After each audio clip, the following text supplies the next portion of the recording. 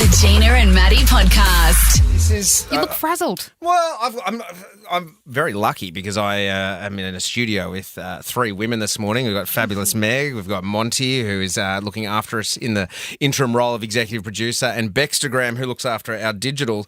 And I thought maybe I'll take this opportunity to pitch an idea to you to see if it has any legs, because OnlyFans, right?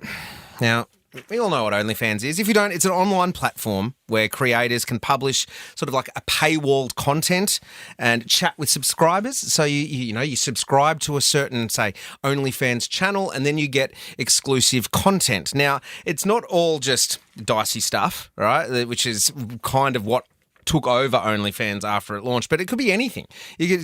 Celebrities can just go, you know what? If you want to access me reading stories to you, I'll do that, but you just have to pay me like $10 a month and I'll do it. Everyone was saying Britney should jump on to make extra money because so many people would subscribe to Britney Spears on OnlyFans. 100%. So this is where I saw over the last week Lily Allen. Now, Lily Allen, fantastic. I love Lily Allen. I've had the opportunity to meet her and interview her a couple of times. She's just a super talent. She's not doing much singing anymore. She does a podcast on BBC called Miss Me. And she was talking on the podcast about how she has gone into the world of OnlyFans, giving a specific kind of content. She's doing foot pics. Now, Lily, the way that it came about is that Lily, there's this weird website. Hey, not going to yuck your yum if it's a website that you like, though. So it's a website called Celeb Foot Radar or something like that, and she got 5 stars. Everyone talks about on this website, like, celebrity feet, and she's got, like, the highest rated feet. And she's like, well, hang on a minute. I could be making a little bit of bank if all my feet pics are going up on this website. I should start up an OnlyFans. This is her talking about it. I have been creating foot content for the past week. No! So my toe daddies are very happy with the content that I am supplying. Only feet, okay? That's all I'm willing Only to give. feet. So how acrobatic are you having to get? Toe spreading is a big... Toe spreading is a big part of it. That's a lot of the requests. Can you spread your toes a little wider? And you know what? Hey, whatever. It's your toes. Sure. Now, it's a bit of a laugh, but then Lily went on to explain a little bit more about the background of why she decided to do this. I'm finding this actually quite empowering because having been like very sexualized from a very early age and literally everybody else in the process profiting from that sexualization, it's actually really fun to be like in power and in control of something that I find so silly. Yeah, you go, sister. You do you, right? I get behind that message. Yeah, 100%. 100%. Yeah, and you know, especially in the music biz, and we've seen it more and more cases of it unfolding in recent times about how the younger stars were sexual. Anyway, but I digress because that just gave me an idea. Cost of living at the moment. Like I can't do a shop at the moment that just costs less than like $300, $400. Mortgage, kids, like I'm thinking of their future. The radio's great, do a little bit of this here and there. Like, how could I make a little bit of extra money? Lily Allen, thank you very much for giving me the idea. So I am going to pitch to you guys, right, what I could potentially do on OnlyFans and see if it has any legs, okay? Now, it's got to be niche content because, all that dicey stuff, like, I'm not going to do that. I'm not doing any of that gear. No, nobody wants to see that. Nobody. Even my own wife doesn't want to see that. So I'm not doing that. So what have I got that I could potentially monetize that might have a niche sort of kink audience? Okay. Now, I'm just gonna come around from the microphone here. I'm going to show you 3 and see if you think I could sell this subscription on OnlyFans. Okay. Oh, mate, I'm nervous. He's on the other side of the desk. What is he doing? It's calf. Oh. It's calves. I was about to say, that is, I think we need a photo of that. Do you think with these calves, say if I just got my calves out on OnlyFans, maybe like drizzled honey on them or Mate. like put shaving cream, did calf content, I could make some money out of these calves. Look, they're good calves, don't get me wrong. They're great But calves. if I were to go on OnlyFans, I'm not going for calves, but then again, that's not my thing. As you said, the feet thing, that is certain people's things. Maybe the calves, they are a thing. That episode of How I Met Your Mother. Yes. Think of that. He gets his calves out because that's her weak spot. Yeah. I also think of Johnny Drama in Entourage where he had calf implants, but these are all me. This is all legit. There's no implants here. You know what? I think you're actually onto something. It's not something I would partake in. However, I'd say go for it. All right. 100%. I might look into it after the show today. What do you think your partner will say, though? If it's making money, she'll say go for it. I'll take the photos. Gina and Matty. Let's get into a little bit of this because it's Tuesday. Matty's Top 5. The opener is more impressive than the content. Can I hear that in like Dolby surround sound, please? Yeah. That was in Dolby surround sound. Post to you who is on the pots and pans for us making our production. That is epic. And hopefully my top 5 can live up to the opener. What have I done so far? I've done my top 5 doctors who aren't doctors. So like, Dr. Dre, Dr. Zeus, Dr. Pepper.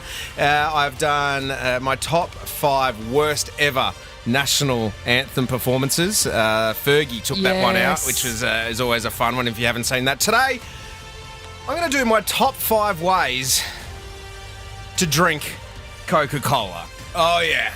This is going to get chins wagging, I reckon. Let's kick it off. Number 5. I think it's seasonal. This is why it comes in at number 5, because I don't think you can have it all the time. I think it's more of a summer or even a spring version of the Coca-Cola form, a frozen Coke or a Slurpee. Comes in at number 5. I do agree with this, but after a night out drinking, for some reason the water content of a frozen Coke does assist. Well, that might make an appearance in a little bit later in the top 5 with my, maybe it might be my number 2, but let's move on to number 4.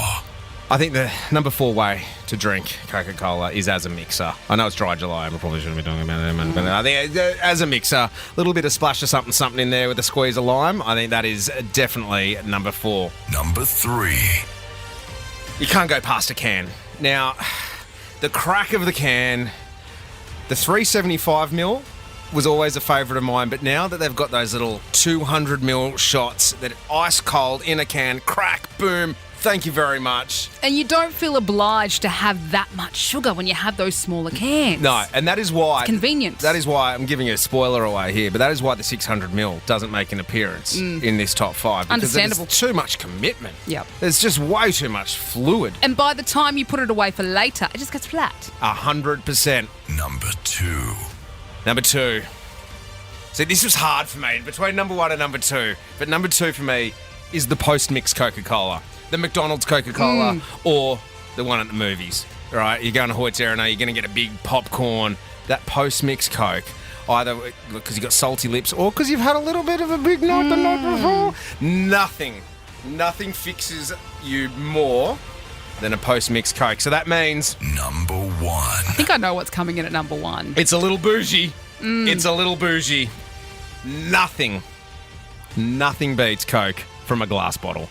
The glass bottle, it costs that little bit more, but the way the glass sits on your lips, the crack of like the aluminium lid and the seal on it, and then just, oh my Lord, that is this week's top 5 ways to drink Coca-Cola. Are you happy with it, Meg? Look, I have to go can at the top, but I will be honest, I haven't had a can of Coke, glass Coke, can of Coke, glass Coke in about 5 years.